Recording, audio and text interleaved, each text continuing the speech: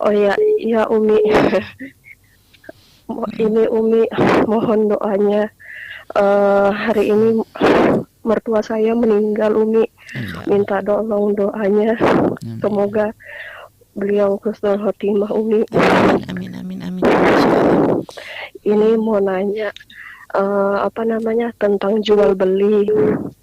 Kan misalnya gini, kita membeli barang Umi dengan seseorang, terus orang itu membeli barang ke toko, misalnya pada saat kita transaksi sama orang yang jual barangnya itu harganya tuh beda Umi. Terus kita tuh mau bayarnya itu secara kredit, tapi kayak ada sistem bunganya gitu Umi. Itu apakah termasuk sistem riba bunga atau bagaimana? bukan? Anda sebutkan sistem bunga itu bagaimana? Sistem bunganya seperti apa gambarannya?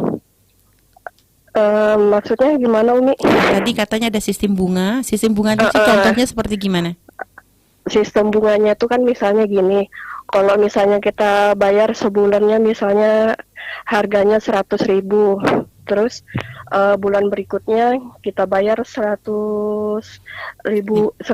lebih gitu Umi. 150.000 lah gitu. Jadi kalau Iya, semakin benar. lama kita membayar maka semakin mahal begitu.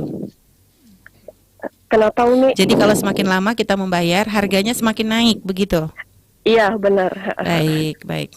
Ya itu aja mungkin yang saya sampaikan. Terima kasih ya Umi. Baik, sama-sama. Masya Allah. Baik, terima Baik, kasih. semoga Allah mengampuni dan mengangkat derajat mertua insyaallah. Amin, amin, amin, amin. Adapun jual beli seperti yang disebutkan itu, kalau Anda membeli dari seseorang barang dengan kredit tentunya asalkan Anda sudah pilih di awal transaksi harga mana yang Anda inginkan. Yang tidak diperkenan di sini, nggak ada riba dalam bab ini, kecuali bunyinya nanti riba menjadi riba kalau Anda tidak bisa membayar lalu Anda harus menambah. Tapi di sini saya terangkan dulu bahwasanya kalau orang yang menjual kepada Anda itu menawarkan harga, biarpun bermacam-macam harga, misalnya Mbak kalau bayarnya sebulan harganya 100, kalau bayarnya 2 bulan bayarnya 110, kalau bayarnya 3 bulan bayarnya 150, pilih mana? Ini belum transaksi, ini masih menawarkan, dan ini bukan juga tergolong menjual dengan beberapa harga. Maka kalau Anda sudah memilih aku 3 bulan saja bayar 150.000, Anda kesepakatan dengan dia, selesai, maka jual belinya dengan satu harga. Ini sebagian orang mengaku ini 3 harga. Oh enggak, yang 3 harga itu begini, Mbak, sebulan 100, kalau bayar 2 bulan 110, bayar 3 bulan adalah 150. Tatonya berpisah, iya saya setuju. Setujunya tidak menentukan harga mana yang akan dipilih. Maka di saat Anda tidak menentukan harga yang dipilih, itu berarti Anda akan bingung nanti. Yang ditagih mana, yang menagih yang mana. Menjadi sebab perselisihan. Tapi kalau sudah Anda pilih, sah. Dan itu tidak ada riba yang demikian itu. Karena mencari untung. 3 bulan, bayar yang 3 bulan, kan dia belinya kontan. Anggap saja dia belanja 90.000, dijual dengan kredit sah dalam Islam. Nah, kemudian setelah itu dijual kepada Anda selama 3 bulan. Nah, tidak ada riba di sini. 3 bulan 150.000 akan menjadi riba kalau ternyata setelah 3 bulan Anda tidak bisa membayar, lalu dia mengatakan tambah ya. Itu jadi riba. Sebab utang Anda hanya 150.000. Tak taunya gara-gara Anda di bulan terakhir, bulan ketiga tidak bisa membayar, kok dia minta tambah, riba baru ada di sini. Seperti itu. Saya tidak tahu seperti apa transaksi Anda, gambarannya semacam ini, Anda cocok-cocokkan saja nanti. Baik ya. Jadi kalau kredit artinya di dalam Islam diperkenankan, asalkan tadi tidak dihubungkan dengan riba juga Bu ya. Contoh tadi misalnya kredit emas juga tidak diperkenankan. Kredit emas nggak ada. Atau tadi kredit setelah 3 bulan nggak bisa bayar dinaikkan. Atau kredit itu kan sudah keluar dari kredit itu. Ya kan, kreditnya sah, setelah itu yang menjadi tidak sah tambahannya itu. Ya, ataupun yang sering Bu ingatkan juga kredit yang dihubungkan dengan misalnya perbankan yang misalnya selama ini orang dianggap saya kredit mobil. Padahal bukan saya kredit mobil, bukan saya ngredit kepada showroom. Showroom sudah menghubungkan kepada bank konvensional, sehingga kita itu memberikan keuntungan bank konvensional sama memberikan keuntungan showroom. Karena showroom nggak punya duit, harus gandeng bank konvensional. Makanya banyak orang tertipu kredit dari sini. Kredit mobil memang seolah-olah kredit adalah halal, tapi caranya memasukkan ke bank yang ada ribanya jadi masalah. Nah itu yang tidak disadari soal. Baik, tidak disadari. Nah kalau misalnya Bu ya di dalam Islam ingin sedikit menjelaskan tentang masalah kredit, kan misal seperti mobil Bu ya, ada orang membeli mobil dan dia nanti harus membayar selama 1 tahun lah atau 2 tahun begitu Bu ya, setiap tahunnya anggaplah dia harus membayar berapa juta gitu, 5 juta lah, anggap 5 juta selama 2 tahun Bu ya. Nah ternyata dia pada 1 tahun pertama terus dia tidak mampu lagi melanjutkan Bu ya. Ini kalau secara syariat harus seperti apa? Apakah mobilnya disita dikembalikan kepada showroom ataukah gimana Bu ya? Dia sebetulnya kan punya utang. Ngambil mobil berarti utang dia. Iya Bu ya. Berarti yang harus selesaikan utangnya 5 juta, sisanya tinggal berapa juta, kan begitu ya? Iya, Bu ya. Tinggal sisanya berapa juta, sekarang diskusi dong, komunikasi.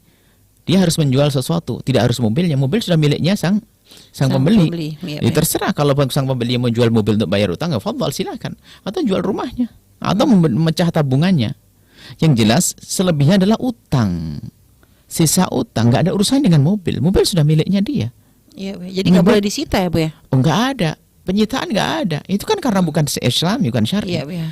Bukan penyitaan nggak ada. Kalau ya kan kalau sudah orang utang kan fanadhiratun il masarah, kalau memang tidak mampu harus diberi tempo. Nggak boleh suruh nyuri. Memang sisi lain orang yang meminjam uang kemudian tidak membayar, sekarang bayar itu dosa besar, bisa direndahkan, remehkan. Kalau dia ibaratnya bisa mengambil dihukum. Kalau misalnya mobilnya disita gitu Bu ya, tapi bukan untuk, artinya mungkin nanti ya dijual untuk sekedar mengembalikan sisa hutang. Lalu kalau pun seandainya harus jual, yang menjual bukan yang punya mobil. Yang menjual harus yang punya mobil sekarang. Oh gitu Bu ya. ya. Kan suka-suka. Dia rela tidak menjual. Sebab kalau tidak rela tidak akan sah jual beli. Gitu, kecuali hakim yang menjual. Hakim karena orang ini dianggap bandel, nggak bayar utang, hakim yang menjual haknya. Ya, orang ini sah-sah saja. Tapi kalau kita sebagai orang yang mengkreditkan mobil tadi kan, ya, dari showroom menjabel itu nggak bisa, secara syariat nggak dibenarkan yang dimiliki itu. Makanya keterlibatan hakim nanti ya dipanggil. Kenapa kau tidak bayari? Apa nggak punya uang dan sebagainya? Lah kamu masih punya mobilnya, dijual aja, dijual baru uangnya dibayarkan. Bukan mobilnya diambil. Itu kan kondisi kalau hakim kita artinya sesuai syariat Bu ya. Kalau tidak seperti kondisi di negeri kita ini harus seperti apa Bu ya? Misalnya yang ini kekeh nggak mau bayar duit. Islam itu indah, sudah ada jaminan. Sebelum mengadakan kredit kalau bisa ada jaminan dong. Oh gitu Bu. Saya akan kredit kepada mana? Kepada showroom ya. Iya, ya. Maka showroom harus minta jaminan dong. Oh gitu ya. Kan maksudnya saya gini, hey showroom, saya beli mobil nggak bisa bayar, saya kredit bahasanya apa? Sebagian saya bayar kontan, sebagian saya bayar utang. Itulah maksudnya. Gitu. Cuma dengan kan begitu. DP itu namanya apa? Kontan. Selebihnya saya ngutang. Ngutang pembayarannya begini, gitu. Maka pihak showroom bisa menjamin. Tapi kalau perusahaannya jaminannya adalah mobil itu sendiri, ya kan? Ya, jaminan mobil sendiri sah-sah aja. Boleh Bu ya. Tapi ke depannya menjualnya tidak boleh sepihak. Harus dari pihak yang beli mobil itu adalah mengizinkan, merestui, dan harganya normal, bukan harganya untuk ancur-ancuran. Baik, ya. Kalau misalnya ada kesepakatan antara pembeli dan penjual, kalau nanti misalnya dalam saya tidak bisa membayar, maka mobil saya disita aja. Itu dari misalnya harus diukur harganya dong. Harus disesuaikan Bu ya. Disesuaikan, nggak boleh dolim. Tidak boleh dolim ya. Baik, subhanallah Bu ya. Terima kasih Bu ya atas jawabannya, dan juga kepada pemirsa dan juga sahabat radioku. Ternyata subhanallah begitu indahnya Islam dalam mengatur tata cara jual beli yang benar supaya jangan sampai ada yang terdolimi dalam urusan masalah muamalah ini ya.